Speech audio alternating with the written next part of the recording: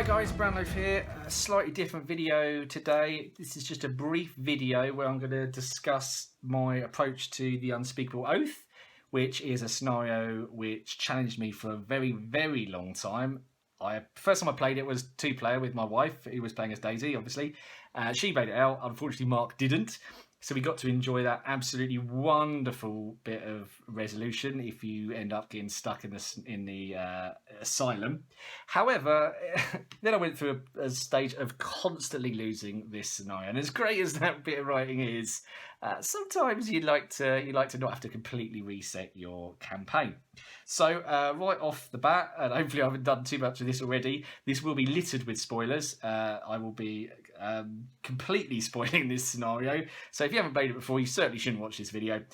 Equally, if you've only played it a couple of times, maybe don't watch it yet. Maybe spend a bit more time thinking about this scenario. However, if you are like me and you have just lost this scenario far too many times in solo and you want a bit of help, maybe check out this video. Maybe it will help you out.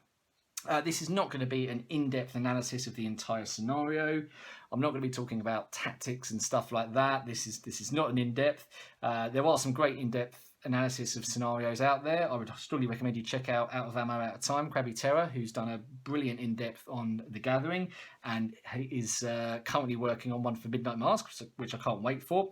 But this is not that. This is just a route through the scenario, which might seem very, very obvious and very, very trivial, but it absolutely turned around my success rate on this scenario. I haven't lost this scenario in solo since I took on this approach, and I've shared it with Frank from Drawn to the Flame. He took it on board as well, and he has also said that he hasn't lost it since he started doing it this way. So a few people have asked about it, and I've decided to make this video just to save a bit of time. Okay, so here we go. This is the scenario. This is the setup. So the only bit of real variation you've got here before you get to the patient confinement is you've got 2 different copies of Western patient wing and 2 different copies of Eastern patient wing, and you can choose which one you start at. Okay, so here we go. Let's start off with Act 1.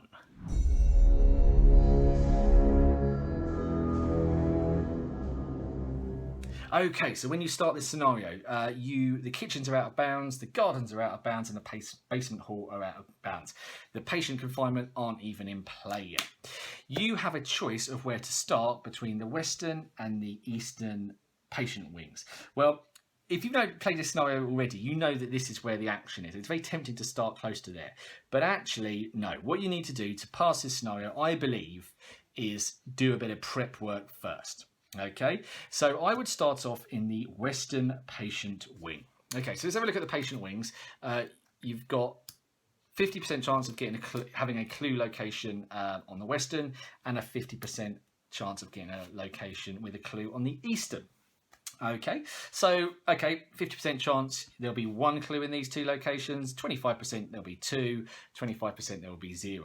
I'll play as if they're both 0. Okay, and then I'll talk about how you can speed things up if there is a clue there or not. So here we go. First place I would go to is the yard. When you flip that over, there's 2 things to notice. Firstly, there is a very, very easy clue, a 1 shroud. If you can't get a clue in a 1 shroud location, you are not going to pass this scenario. So that would assume you can get that. And also there is an automatic side quest. As you know, you need to get 4 side quests before you can escape this scenario. And the timing of doing those is absolutely key. So I'd certainly get in there. I'll then move back through the asylum halls and go to the mess hall. Okay, so it feels a bit odd because I'm going away from the basement halls. But the thing about the mess hall is there are 2 clues there. And again, it's a relatively low shroud. I've just picked up one of my clues that I've already got, haven't I? There you go, I'm on 1 clue. So I would get these 2 clues, nice and quick, and then I would advance to Act 2. Now, up to this point, probably you're sitting there thinking, okay, that's what I do, and it doesn't work. Okay, well, let's see what happens when we get to Act 2.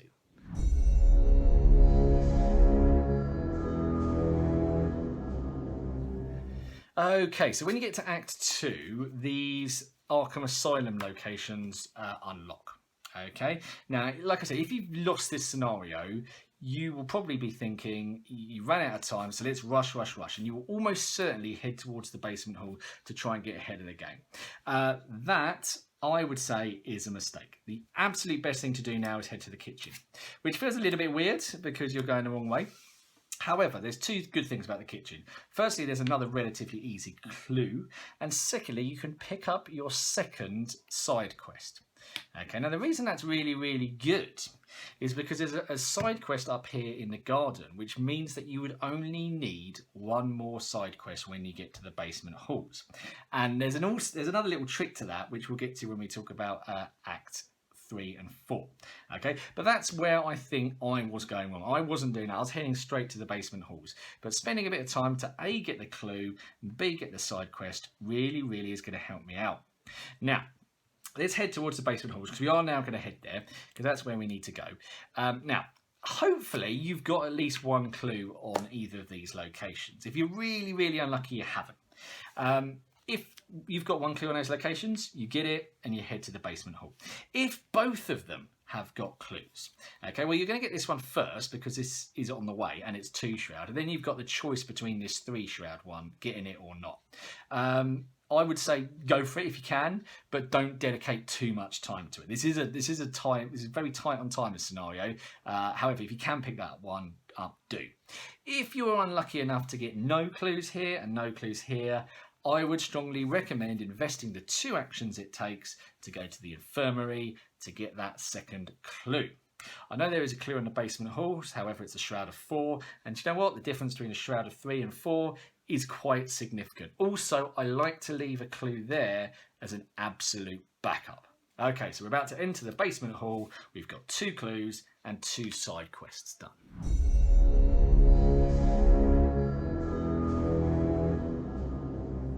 Okay, and I think this is a bit where this approach, this method really shines, because this is a complete bottleneck, and you want to spend as little time in this area as possible. I mean, look at the state of it; it's a hole.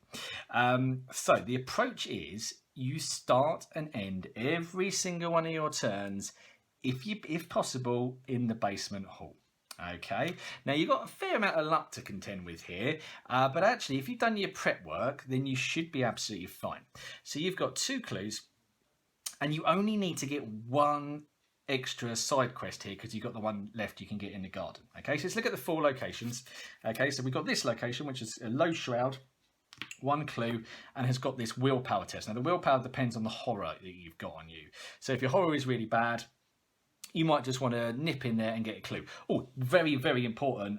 This says, and it's an additional cost to enter the patient confinement, you must spend 1 clue. On the Act, it says you can ignore that. That's actually an error, and it's in the FAQ. So you still have to respect this this text here. Okay, so you got this first location. Second location you've got is got a shroud of 3, which is a bit tougher, and an intellect of 2 test, and the third location has got a combat tech of 2 and a shroud of 5. It's also worth noting that if you get Daniel's cell, that has also got a clue on it. Now, I'm not going to tell you how you need to plan for Daniel. That depends on how you've approached the campaign. There are ways to make that easier or harder. I'm going to leave that entirely to you. But the idea here is to get into the flow of popping in and then either getting a clue or doing the task. So, for example, if I came into the place with a low shroud, I might be tempted in this one to pick up the clue to replace the one that I spent to get in there. Okay, if I came into here, I'd spend the clue to do it. I would certainly use that as the opportunity to pick up my next quest. Okay, if you're lucky, your first 2 locations, well, I say lucky, it's 50% chance. If you're lucky, your first 2 locations will be one with a nice little check you can do, and the second one is Daniel's cell. What you don't want to end up with in this part of the game is sitting here and the only clues available to you are the clue at the basement halls or the clue in this patient confinement, and you have no clues left. So if in doubt, prioritise getting a clue. You can always bounce back and get one of the side quests later. Okay, so to recap, the approach here is nip in, do something, nip out. If you've got extra actions, this bit will be a complete breeze. Okay, what happens next?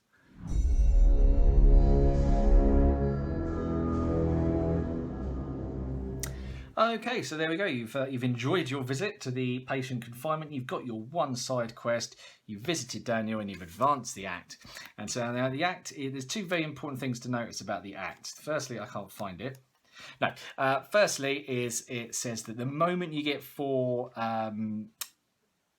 side quests, you can advance. You must advance, sorry, that's why you must advance. But also, just before you do that, any enemies that you've picked up at that point get shuffled into the encounter deck. So at this moment, there are no enemies under the encounter deck. And all you've got to do now is make your way to the garden, which, okay, I'm saying all you have to do. Obviously, this game's hard. There are a lot of challenges. But when you get there, you've got this agility test to do, which is agility test of 2. You can hopefully do that. But the key bit here is once you get that 4th side quest, you have to shuffle in any enemies that were underneath the act, and if you shuffle in 3, you immediately spawn a monster. Well, by triggering that very, very soon after advancing the act, you're actually in a pretty good place, because you're very, very unlikely to have 3 monsters underneath that card at that point. Okay, and then it is just a case of resigning. So if you're very unlucky, you've got an enemy. Well, all you got to do is evade it, hopefully. But like I said, this isn't about tactics or strategy. So there we go, and then you resign, and then yeah, you go and have a good old laugh in Paris. Right, okay. Well, look, I hope that was useful. Like I said, it has changed the way I approach this, and I have had positive feedback on it before. So if you are finding this tricky, maybe give it a shout, give it a go. Any feedback I'll be absolutely delighted. If you think it doesn't work, then that's fine. Let me know. If you've got a better idea, let me know. But if you do try and it does work, I'd love to hear about it. Maybe you could think of a better way of doing it. Okay, so normal chaos will resume very, very soon. I'm about to update my Zoe deck for my chaos run of Dunnage.